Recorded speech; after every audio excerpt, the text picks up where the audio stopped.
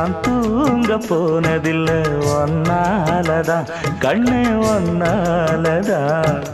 யார் பேச்சு கேட்டாலும் என் காதில் கேட்பதெல்லாம் உன் பேருதான் மெத்தான் உன் பேருதான்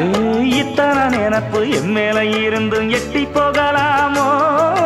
கட்டுப்பாடு இருந்தும் கட்டிக்கு முன்னே ஒட்டிக்கொள்ளலாமோ